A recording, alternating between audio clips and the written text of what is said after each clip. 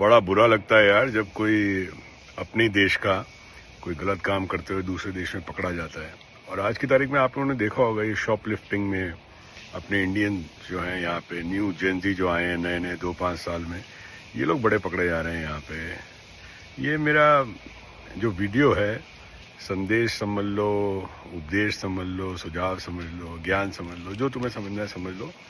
25-30 साल हो गए मुझे यहाँ अमेरिका में रहते हुए, और मेरे कई दोस्त हैं यहाँ पे, मेयर हैं, शेरिफ्स हैं, काउंसिल मेंबर्स हैं, समाज के बड़े बड़े नाम हैं, वो मेरे को जानते हैं, मैं उनको जानता हूँ बड़ी अच्छी तरह से।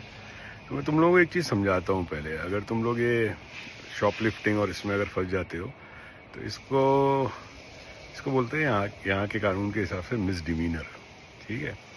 और जेल और प्रिजन में फ़र्क होता है। तुम लोगों ने जो इंडिया में देखा है जेलें, वो अलग होती हैं। यहाँ पे जेल जो होती है, सज़ा जो तुम्हें होगी वो कोर्ट में होगी।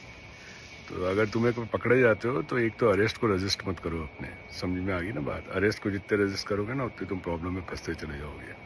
तो अरेस्ट हो जाते हैं, इसके आगे क्या होगा वो तो मैं समझाता हूँ तुम्हारे को वीडियो में, तो सुनते रहना। अगर तसल्ली हो तो तुम्हारे में, नहीं हो तो बंद कर दो अभी वीडियो। और वो लोग तो इंडिया में बैठ के ज्ञान ही नहीं थे, जिन लोगों को कुछ पता नहीं है, जो आए दिन कानून तोड़ते हैं, थूकते मुकते रहते हैं इधर उधर। तो भाई, अगर तुम्हें शॉपलिफ्टिंग में पकड़ा जाते हैं तो अरेस्ट को रजिस्ट नहीं करना है तुम लोगों को, अरेस्ट हो जाओ, ठीक है। अरेस्ट करके तुम्हें जेल में ले जाते हैं, तुम्हारे कपड़े भी नहीं बदलेंगे, कुछ नहीं होगा, तुम्हें खाना पीना सब देंगे, एयर कंडीशनिंग देंगे, हीटिंग देंगे, जो है तुम्हें सब देंगे। अगले दिन जेल में ही आते हैं यहाँ पे मजिस्ट्रेट, तुम्हारा बॉन्ड, ठीक है ना, डिसाइड होता है। जैसे समझो $10,000 का बॉन्ड हुआ, तो बॉन्ड कंपनी जो होती है यहाँ पे, वो कोई भी मेरा दोस्त हो, तुम्हारे पिताजी हो, तुम्हारे घर वाले हों, फ्रेंड्स हो, वो कोई भी बॉन्ड को फर्निश कर सकता है 10% अमाउंट में। उसको $1,000 देने हो या $10,000 बॉन्ड कंपनी फर्निश कर देगा और तुम्हें छोड़ देंगे। अब प्रॉब्लम क्या होती है मैं बताता हूँ। जो तुम लोग नॉन इमिग्रेंट वीज़ाज पे आते हो ना, तुम्हारे रिकॉर्ड पे आ जाता है 7 साल। तुम्हें बैंक से पैसा भी चाहिए ना, तो वो रेट ऑफ इंटरेस्ट में नहीं मिलेगा जो रेट ऑफ इंटरेस्ट में उन लोगों को मिलता है जिन लोगों के बिल्कुल ही क्लीन रिकॉर्ड हो। दूसरा, तुम लोगों की जॉब में प्रॉब्लम आ जाएगी, ठीक है। तुम्हारे रिकॉर्ड में आता है, तुम्हारी जॉब में प्रॉब्लम आ जाएगी।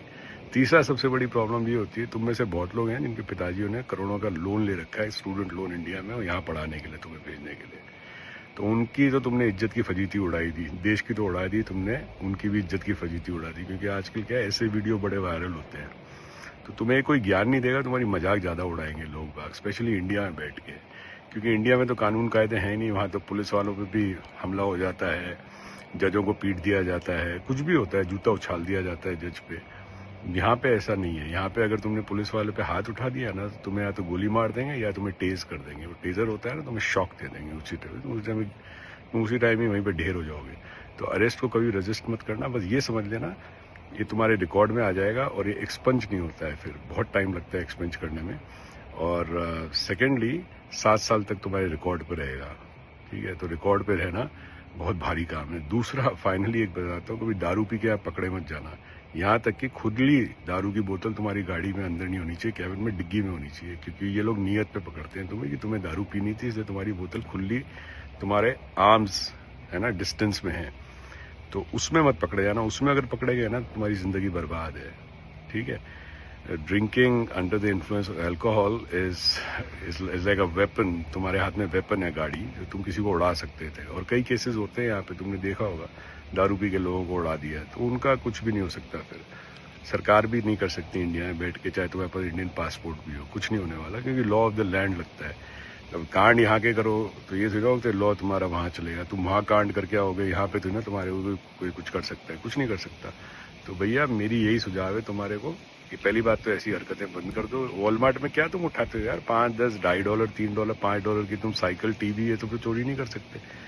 ये जो है ना, ये चोरी करने की, चिंडी चोरियां करने की, ये आते यहाँ मत लाओ। इससे अपने देश का भी नाम खराब होता है, और हिंदुस्तानी समाज जो है, भारतीय समाज का, जिसमें सब आ गए, उनका भी नाम खराब होता है। ये सब पहले सुनने में नहीं आता था, आजकल बहुत आने लग गया है सुनने में। अब वीडियो भी बन जाते हैं, पहले वीडियो नहीं बनते होंगे, मगर पहले सुनने में नहीं आता था।